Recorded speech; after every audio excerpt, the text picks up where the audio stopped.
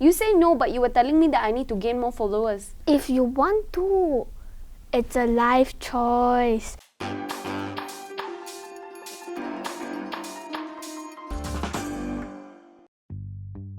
Hi, my name is Prabmeet. I'm in my late 20s. So ever since last year, I started getting more involved in social media, more specifically TikTok. So the dilemma is, do I stay my authentic crazy self, or do I tailor my identity to be more likable to a wider audience? Hi. Hello.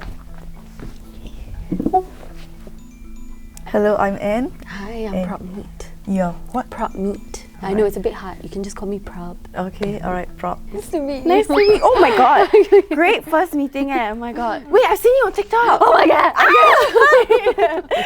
I'm Joey. Hi, nice to meet you. Oh my god, you look so good. I love the You look very aesthetic. comfy. Yeah. I need you to tell me how you did your brows later. Is it soap brows? It's soap. Mine's not working. It's not staying up. Must spray the brush. Hello, my name is Siri. I'm 11 this year and I like to read Harry Potter. I'm a retired teacher. I'm so scared. What secondary school are you from? Oh, CHIJ Katong. I loved it there. I'm a freelance artist. I just do like a bunch of different things. So like when I'm not teaching yoga, I'm teaching art. When I'm not teaching art, I'm playing music. And I'm in digital communications. That's my full-time job.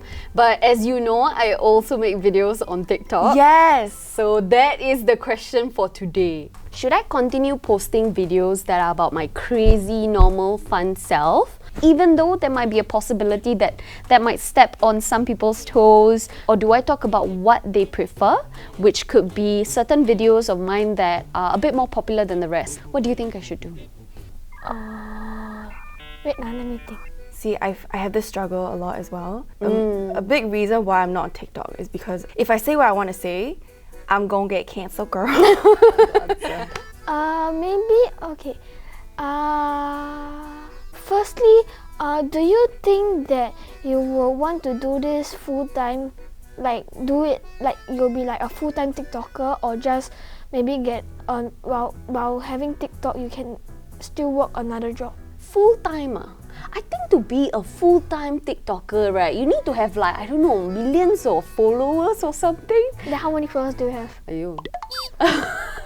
Okay, first I want to ask you, how do you earn from this? Okay, I don't earn from this. I started it for fun. Okay. So I started watching all of these videos and I was inspired to share my videos. But I was sharing very like raw videos of my life at home and the crazy things I used to do.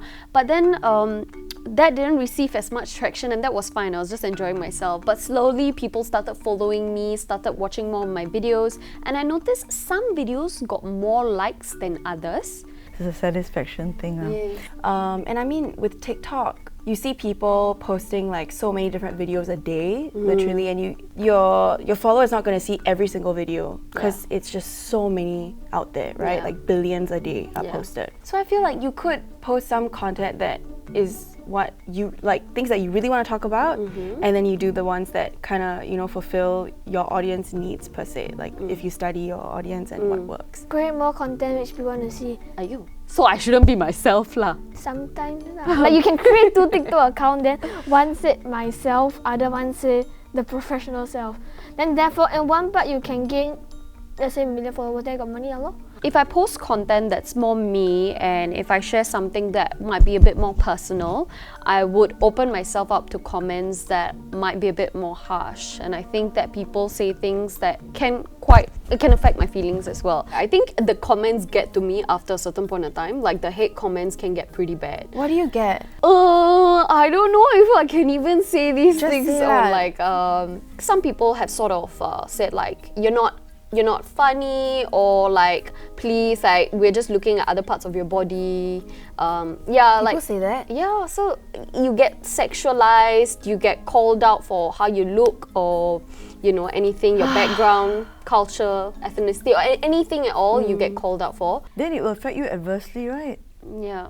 So why do you still want to put up such things? But you know, you feel like you need to share your views as well because it's something that affects you. And you feel like if you don't share your views, if you don't tell people how we should look at the conversation, then nothing's going to change. Then if like people judge you, like okay, let's say 1 people to the ratio of 200 people. So the 200 people say, good job. One person say, nah, you're bad. So which one will you do? Of course it's the 200 people. So don't be judged, just be yourself. But like, you know, sometimes you feel a bit self-conscious to just post who you are as a person. So like, I can post who I am as a person, which is a crazy like personality out there.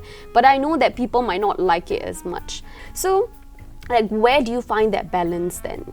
I personally feel like a good gauge is if whatever you post online is taken out of context, like would it place a bad light on you? So like, let's say, for example, Vanessa Hudgens' rant about Coachella. Yeah, till July sounds like a bunch of bull. I'm sorry. But like, it's a virus, I get it. Like, I respect it. But at the same time, like, even if everybody gets it, like, yeah, people are gonna die. It's just terrible. But like, inevitable? I don't know. Maybe I shouldn't be doing this right now. I mean, no matter what clip you use, it's just you should have not went on live, right? And then I think that's a good indicator of like, okay, maybe don't post that. How about social issues? Because that one, you know, 2 sides of the debate. You can't really have Right. something that's wrong. And that one's, you're going to get both sides, the comments. Yes. So what do you do with that? I actually try not to comment unless I have studied both sides. So like when you go into a debate, right, Yeah. the rule of thumb is the only way you can win your opponent is if you know more about like them, like their side than yours. Do you think I should care about the number of followers that I have? Is it important for me to No. have?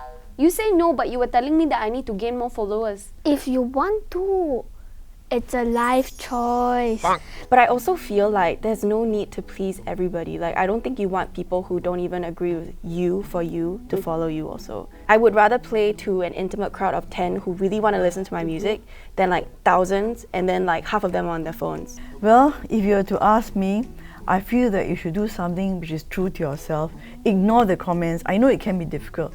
Just ignore the comments and pay attention to those likes and those positive comments. Yes. You know, because you can't please everyone. I think you know that, right? So please yourself. Yeah. Okay, be true to yourself.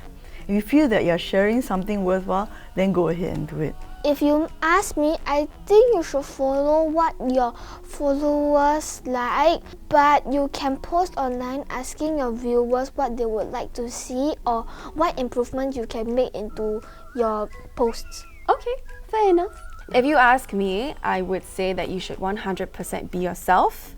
If your audience follows you for you, you are satisfying the craving for your content because they like you for you being yourself, right? Yeah. So I think it can coexist. Thank you so much. Thank you!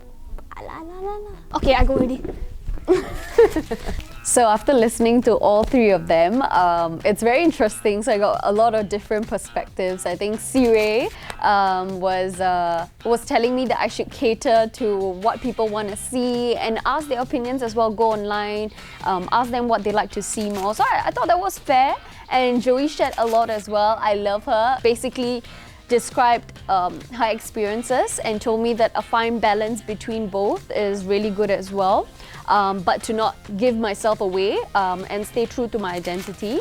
And then lastly, Anne, which was really nice, she basically told me to be who I am as a person as well and to ignore hate comments, which I need to, and just embrace the good and be happy creating the sort of content that I wish to create.